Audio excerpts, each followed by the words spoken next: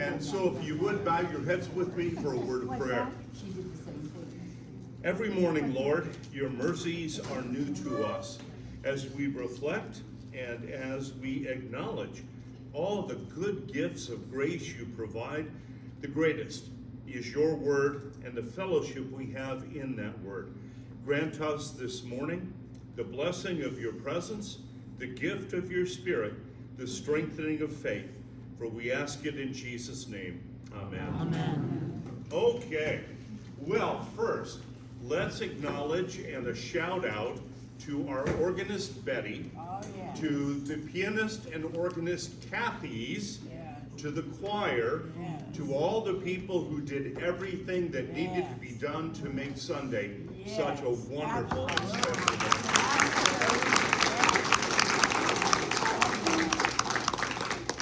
It was so good that we are going to do it again next year. Trish, what? Forgot the trumpeter. Oh, and the trumpeter, yes. That was a nice touch. Okay, well, if no one has any questions or anything, we are still in Revelation chapter 1, but John would tell you the odds are pretty good we'll make it to chapter 2 by the end of today, okay? We last left off at about verse 14. Now, John has turned, he has looked, and he has seen not just the risen Christ, he saw that person on Easter Sunday. He saw that person 40 days from Easter to Ascension Day. And if you remember the description both in Luke and in Acts, what basically happened on Ascension Day? Don't say Jesus ascended, I know that one. Yeah, okay, you went up, not down. It is the same Jesus that the disciples knew, walked with, learned from for 3 years. There was no remarkable change other than his hands and his feet, and if you would have seen through the robe, his side. So on Ascension Day, Jesus lifts his hands in blessing, which literally means the thing the disciples will focus on are the marks of the nails. They'll remember that he is the crucified and now living one, and he is the sacrifice for their sins that guarantees them life.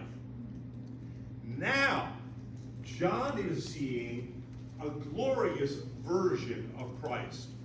It is not like Jesus of Nazareth as he looked in their regular intercourse with him. Now this is somebody with white hair, somebody whose face beams like the sun, somebody who's dressed in a manner different than he was before. So, 14, the hairs of his head were white, like white wool, like snow. His eyes were like a flame of fire. Now, what does white hair signify? Remember, these are all very highly symbolically charged visions. Could somebody in Sun City wear white hair? Exactly. I mean, we are in Sun City. Purity? Well, white often represents purity, but white hair basically represents wisdom. Wisdom that comes from ages and ages of experience. That's why you have white hair. And some of us have more wisdom than others. So his hair is white, rather like the Ancient of Days. And that is an Old Testament term for God himself. He is the one outside of time, the Ancient of Days, ancient even before days began. Here, Jesus is represented as wisdom to John. And what is his eyes were like a flame of fire? What does that mean? They were burning with searing sight, with judgment. So he is the one who will return to do what the second time? First time he came in grace, second time he comes in judgment. So his eyes are like a searing fire. His feet were like burnished bronze. So, who knows what burnished bronze is? Highly polished. And bronze back then was the strongest metal known. They hadn't really quite perfected iron or steel, and so you've all heard the Bronze Age. That was when mankind took an immediate step forward because they had this alloy metal that was stronger and sharper and better than anything else they had ever known. And so feet like burnished bronze, what does that symbolize to you? Candy? Strength, yes, or durability. Remember the vision that Nebuchadnezzar had and that Daniel interpreted. He saw a statue, and the statue was made up of different components.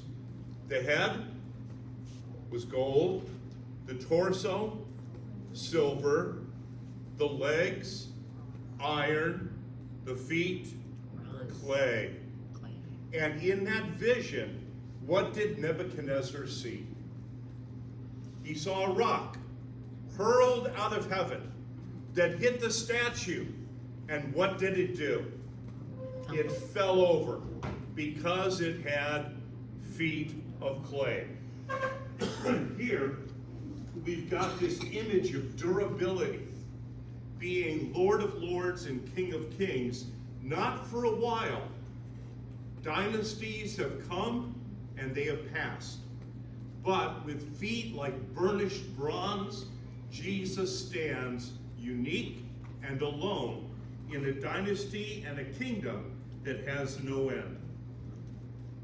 Refined in a furnace, and his voice was like the roar of many waters. Every time I read this, I think about my first church, which was south of Buffalo, about an hour. And if you're south of Buffalo, New York, and you have family and friends that come to visit, where do you go? Niagara Falls. Yeah, I got so tired of going to Niagara Falls. But if you ever do go, the only place to really go is the Canadian side. The American side is dull and boring. But if you go to the Canadian side, right at the Horseshoe Fall, there's a restaurant. And it's a wonderful place to grab a cup of coffee and just behold the majesty of the Niagara River. It's not a place to have a conversation because you can't hear. And it's not like it's loud like a siren or we run into once in a while the jets from Luke. And we've even had them flying over when we're in the sanctuary for church. And it's like a train. You gotta kind of just stop and wait for the sound to evaporate. That's loud. This is so unending. It's not like it starts and stops and you can gauge it. It just keeps thundering. And you get used to it, and pretty soon you don't realize how loud that noise is and how pitiful your attempt to make yourself heard over it is. And so when I read his voice like thundering water, I think of that.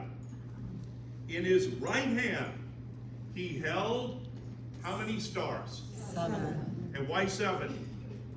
Completion. It's the number of completion, 7 days in a week. From his mouth came a sharp, two-edged sword. Now there's some debate over this. Being a good Lutheran, I can tell you there's really no debate at all. The sword is emanating from his mouth. Now he's not clenching a sword in his teeth. This literally, symbolically represents his word, the words he speaks. And the words he speaks are like a two-edged sword. And what makes a two-edged sword different than a one-edged sword? It cuts both ways. Thank you. Yeah, with the one-edged sword, you can only cut with one edge. With the two-edged sword, you swipe both ways. Now here's the Lutheran part. If the words of Jesus are like a two-edged sword that cuts in two different directions, what do you immediately think of? Lisa? Law and gospel. This is Jesus who speaks forgiveness, life, salvation, and judgment. The anger of God at the failure of man in sin. So, you can see already how really symbolic all the things that John is seeing. And his face was like the sun shining in full strength. Now that would have reminded John of what? The transfiguration. Only at the transfiguration, what happened? A cloud came and enveloped them and literally shielded the eyes of the disciples from the glory of the presence of God in their midst. Out of the cloud, they heard a voice, the voice of the Father, once again reaffirming, "This is my Son, the one I love. Hear ye him." Here, there's no cloud. Nothing to obscure what John is seeing. And if you're one of those people that's going to go out, what is it, in about 2 weeks? Is that the eclipse? The 8th of April. Oh, the 8th of April, okay. You know you got to have special glasses. You can't look at the sun. You'll go blind. It'll injure you. Here, John is seeing the glory of Jesus, radiant, and the only vehicle he has to describe its intensity, his face shone like the sun in all its glory. Okay? Now this is not little descriptor things. This is an overall picture and image. And remember, John has not seen Jesus like this before. When I saw him, John says, I did what was only natural. I fell at his feet as though dead. Literally overwhelmed by the glory of God in front of him. But, and here's again one of those little words like all that's so important. There's kind of a soft but. That's a terrible thing to say. But on the other hand, it's not that big a deal. But then there's a very strong and hard but. With one T. And this is one of those occasions. This is so radically, again, different that it's an alternative. What John is seeing overwhelmed him, drove him to the ground as though dead. But what did Jesus do? Put his He hand. laid his right hand on me, saying, "Fear not." I think if you had to quote Jesus, in all the things that he ever said, be not afraid and fear not tops that list. Time and time again, he is speaking, as Isaiah in chapter 40 would say, words of comfort, words of peace. Fear not, I am the first and the last. Again, back earlier in chapter 1, the Alpha and the Omega, the A to the Z. And here's the Easter proclamation again. The living one. I died, and behold, I am alive, not again. I am alive forevermore. And I have the keys of death and Hades. Now, if you remember back to when you were about 14, and you were in confirmation class, you were taught the 6 chief parts out of Luther's Small Catechism, right? How many of you remember the 6th chief part?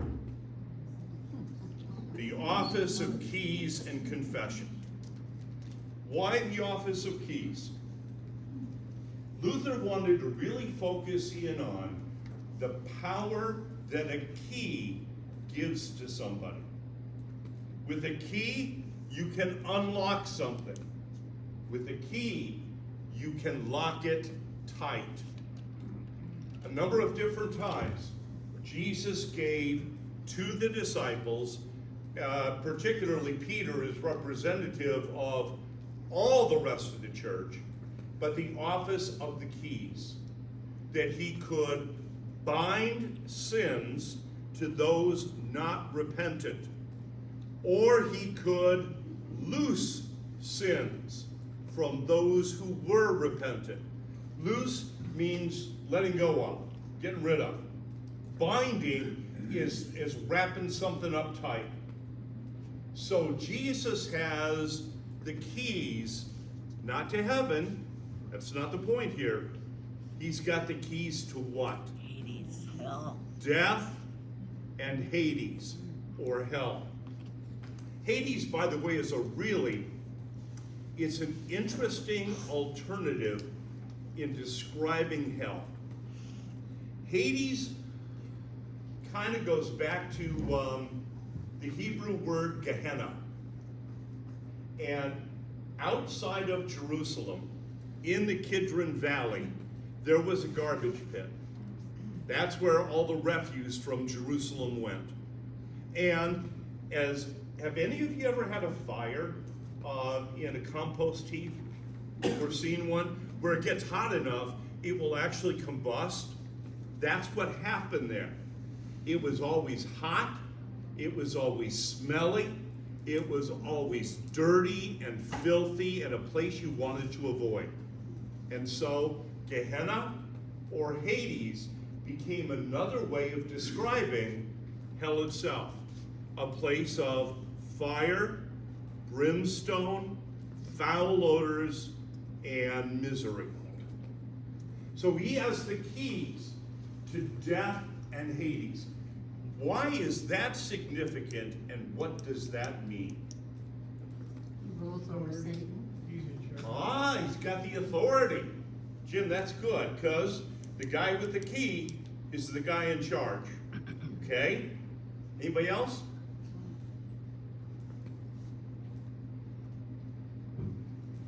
Oh, Nikki. Life. Okay?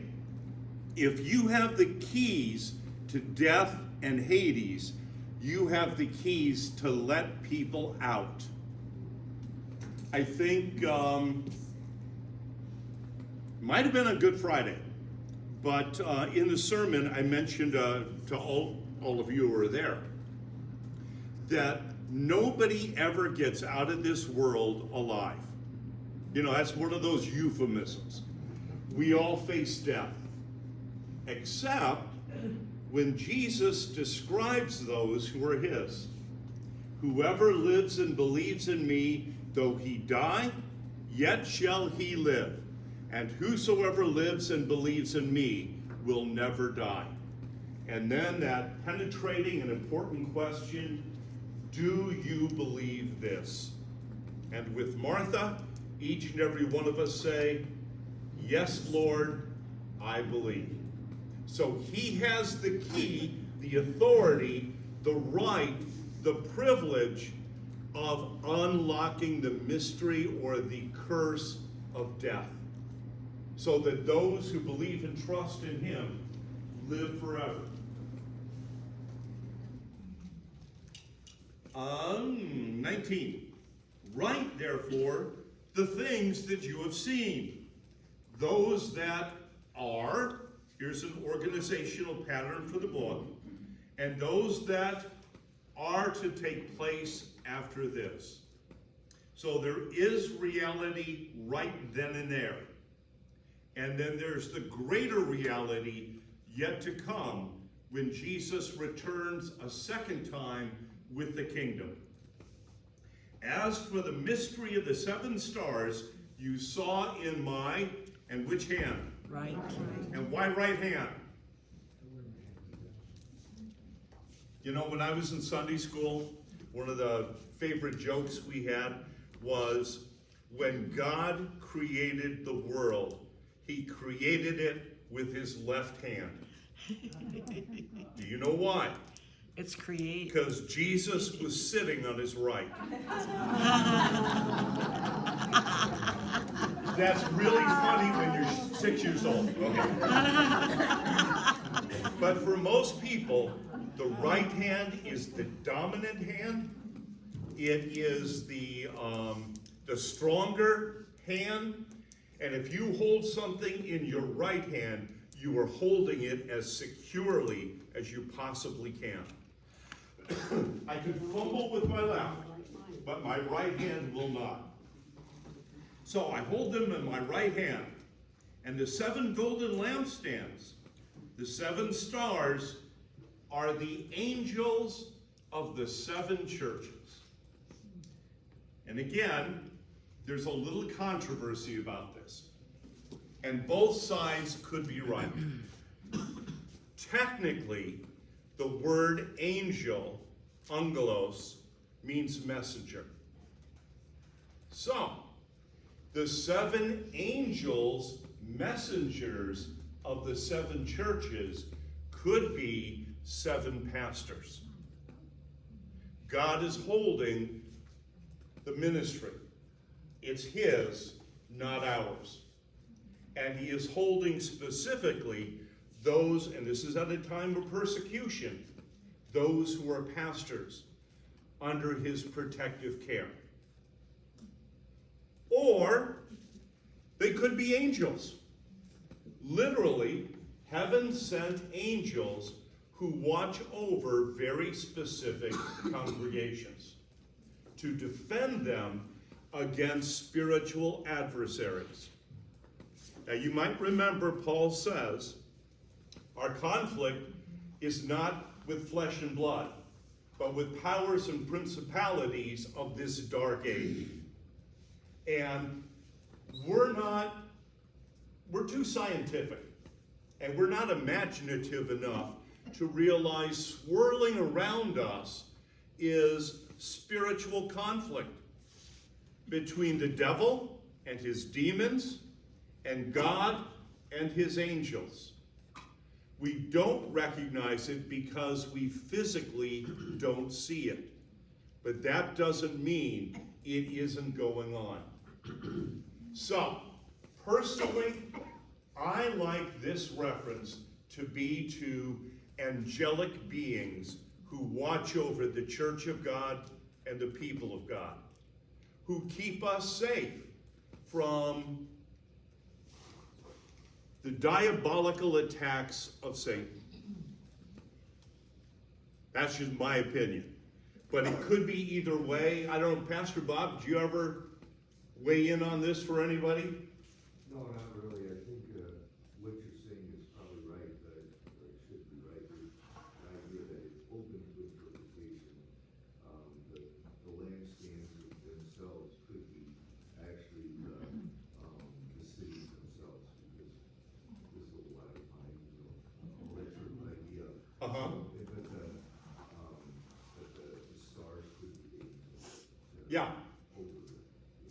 And so, don't hold anybody in lesser esteem if they don't agree with one of these two answers. But it can only be one of two things. It's either the ministry that is active in the churches through the pastors, or it is the angelic beings assigned by God for the protection of his church and his people. Okay? And then there are the 7 lampstands, and these are the 7 churches. Back to the Sermon on the Mount, as Pastor Bob just mentioned, Jesus says, "You are the light of the world, a city set on a hill. Your lights are put on a stand so that they may give light to the entire house. You don't, as we used to sing in VBS, you don't put it under a bushel, you let it shine." And these churches are the shining examples of the light of the gospel of Jesus Christ in forgiveness and salvation. And they are shining brightly in each and every one of these cities. Okay? What were the churches then? Where's what? Were they houses? We think of a church like now as a building. I don't know, back then they really had buildings. They were probably more a gathering place or just a group of people, really, right? Yeah.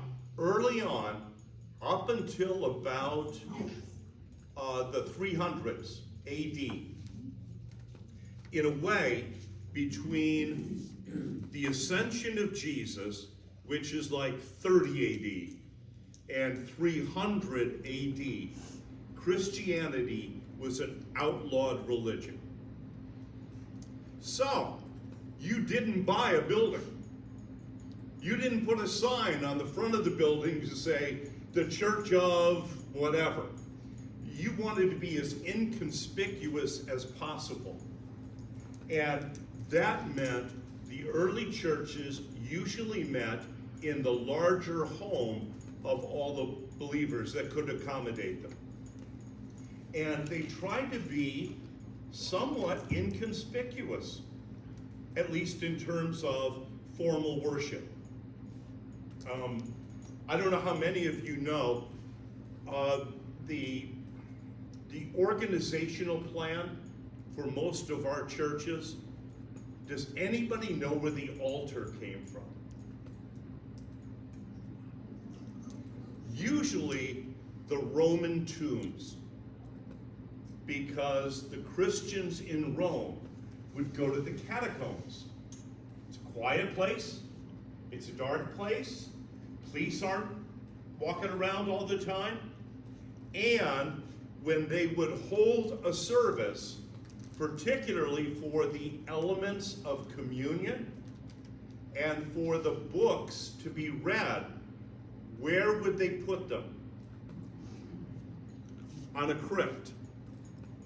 And that became the altar. Wow. And it just kind of came down through history to us. I think a lot of people think of the altar in our churches, especially today, reminding them of like the altar of sacrifice, Abraham and Isaac and things like that. And remember that in the Old Testament, sacrifices were burned. You didn't have an altar like we have. You had a brazier, and it was filled with fire. And that's where you dumped the sacrifice.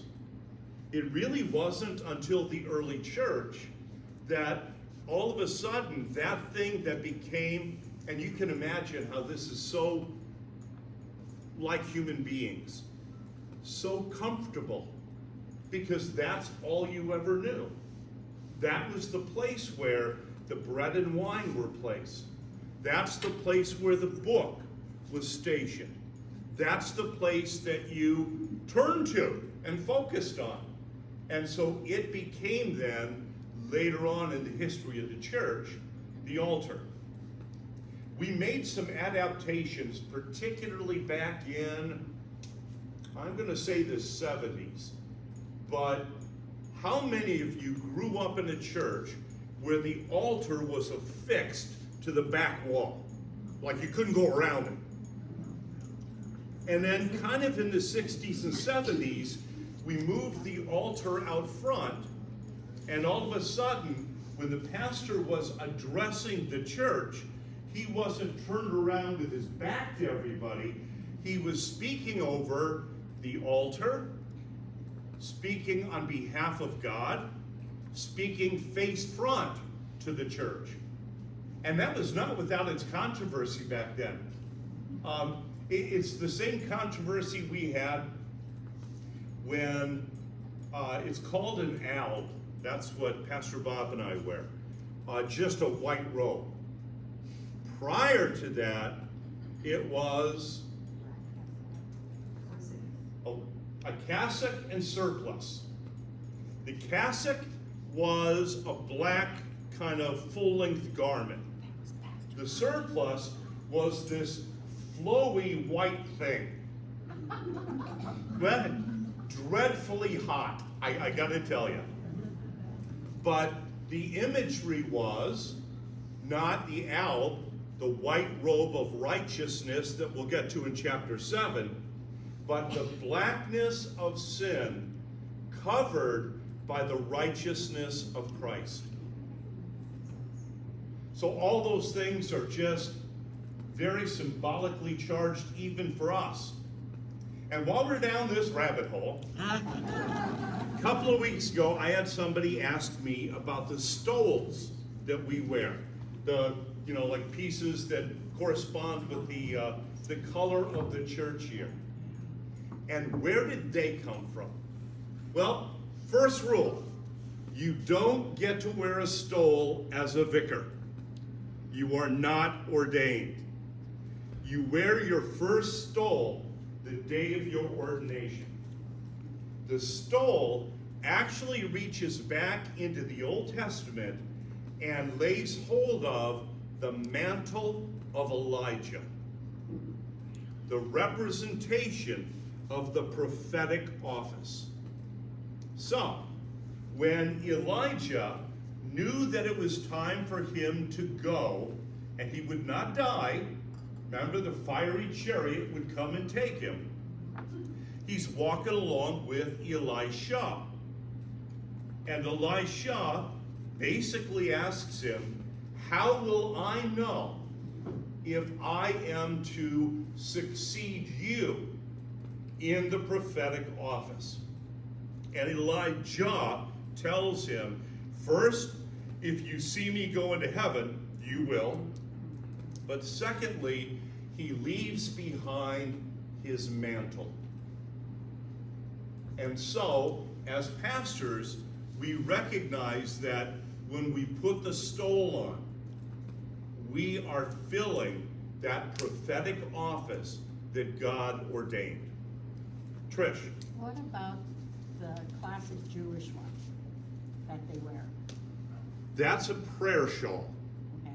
So if you're Jewish, not Christian, there's a shawl that you wear that's got fringe tassels. Right. It's got certain threads in it, and it is to put you in mood and mind of prayer. But did that come from Elijah as well? Nope. No. No. I'm trying to think of, is there anything, there's nothing in Leviticus except that you're not to blend fabrics, so cotton and flax can't be in the same garment, and you're not to have the fringes too long or too showy, because it's not about you and not about your fashion, it's about prayer. But I think that's just a custom that kind of came up, and it's kind of like, and this is how we taught our kids to pray, right? You fold your hands and you bow your heads and you close your eyes. Why? Because kids fiddle and they look around.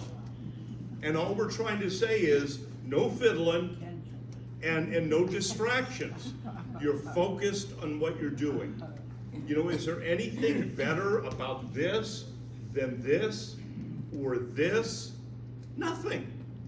As long as you know you're praying and you're focused on your conversation with God. Gary. None of these 7 churches exist today, do they? One does. The original church? I don't know if I'd say original, but it's the church in Smyrna, isn't it? One does exist, and I think they can kind of trace a rather unbroken line back to the early ages. I guess I'm wondering if there were angels assigned to the churches, that authority would last forever, wouldn't it? Or through earthly time. Let's get into the letters themselves and let them answer that question. It's a good question, because you would think if God assigned a protecting angel to each church, that angel would be powerful enough not to let the threat and power of hell and Hades overwhelm it, unless. And that's where we'll get chapter 2. Okay? So, Lisa, I'm sorry. Oh, John. Did Moses have like a stole that he put on his brother and the priest to identify in their ministry and so forth as their representatives to God? Yes, and John makes a good point here that in Leviticus, God does describe the priestly garments to be worn by Aaron and his sons, singular, not by the priestly caste, but just by Aaron and his sons.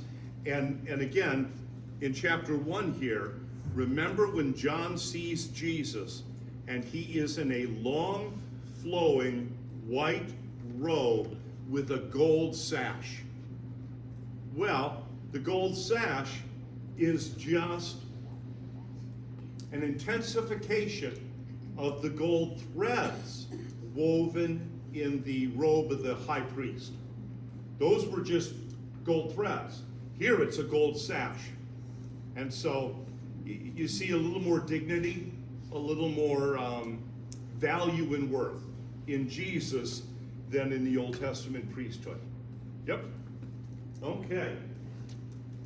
So, John has been told to write letters to the 7 churches. Now, each letter is going to have an organizational scheme to it. The first will be the introduction of Jesus himself, reaching back into chapter 1. Something that was mentioned or said about Jesus will be referenced to each congregation. Second, there will be an evaluation of the condition of that specific church. Third, there will be a verdict rendered by God. Fourth, there will be a command given to each church what it should do to be God-pleasing. Fifth, there will be a general exhortation or a word of encouragement. And finally, and this is to Carrie's question, there is a promise, but there is also the lack of a promise.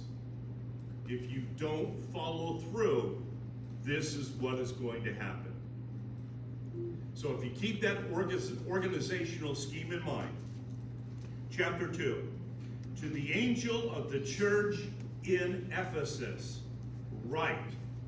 So, John, well, first of all, you'll find the church in Ephesus referenced in Acts chapter 19 and 20. Ephesus was one of the most significant cities in Asia Minor. It held the temple of Diana, if you were Roman, or Artemis, if you weren't. And there was a rock, a meteorite, that they basically put in a building and believed it to be the physical representation of Diana or Artemis. And these were both known as female goddesses who were the goddesses of fertility and birth. Now, I've seen representations of the silver, they made miniature statues that represented what you would see in the temple, and they are beyond ugly. It is this triangular shaped organism Huh? that is surrounded by breasts, because that's where you give succor to the next generation. And I found it reprehensibly ugly. But if you can imagine, there was a silver guild that had the exclusive right to make miniature models of that goddess. And people bought them because you wanted to have that in your home. How many of you remember the Godfather movie? I think it's Godfather 1. When Michael has to go back to Sicily and he meets, I forget her name now, but he meets the girl he marries there, and it's kind of the coming out, we're engaged party, and her family is all there, and what is he doing? He's giving gifts. And what does he give to one of the grandmas? A little Statue of Liberty. You know, New York, this is how we get to the US. Well, same thing. That was representative to those people of something significant. And so was a statue of Artemis. The Romans kind of had a different representation for Diana. They had a different image of sculpting, and it was much more human-like, much more ideal, at least to my untrained eye. But, so, Paul established the church in Ephesus. From the church in Ephesus came such dignitaries as Aquila, Priscilla, Apollos, and later on, Paul sent Timothy to watch over the church in Ephesus. And down the road, John, the apostle, the writer of Revelation, became bishop over that whole area. So it's a very significant church. Okay? Pastor, So, Trish, John was on that island, right? Patmos. But when we went to Ephesus, there was a church that they said he was buried at there. I don't want to cast doubt on tradition. Now, what Trish is talking about is she went to Ephesus, and there was a church in that town that they said John, he had his tomb was there. Something bizarre happened back again in the 300s. Constantine converts to Christianity. Right. And all of a sudden, Christianity isn't an outlaw faith. It's now the faith of the realm. And Constantine's mother wanted to travel to the Holy Land and experience all the things she was reading about in the Bible. She's kind of the first Holy Land tourist. And so she would show up places like Bethlehem. And she would say to somebody, where was Jesus born?